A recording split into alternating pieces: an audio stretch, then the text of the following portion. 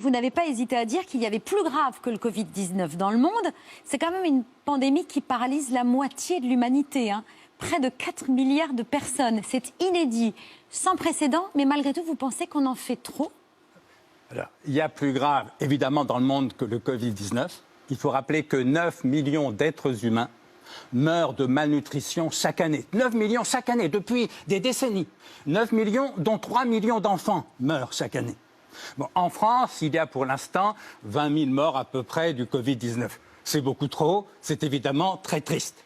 Mais rappelons quand même qu'il meurt en France 600 000 personnes par an, dont 150 000 meurent de cancer. Alors qu'est-ce qui est le plus grave, le Covid-19 ou le cancer ? Socialement, économiquement, bien sûr le Covid, parce que c'est contagieux, c'est une pandémie. Mais individuellement, entre mourir du Covid-19 ou mourir du cancer, je ne fais pas tellement de différence. D'autant que parmi les morts du cancer, il y a des milliers d'enfants, d'adolescents, de jeunes adultes. Il se trouve que le Covid-19, si j'ose dire, a la bonne idée de frapper plutôt les plus vieux.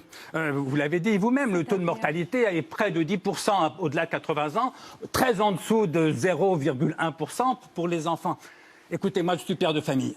Je me fais plus de soucis pour mes enfants que pour moi. Et donc, ce qui m'étonne, ce n'est pas du tout le confinement, mais c'est cette espèce d'affolement médiatique où depuis des semaines, on ne nous parle plus que de ça. On nous appelle, au fond, à porter le deuil des 20 000 morts du Covid en oubliant les 600 000 autres.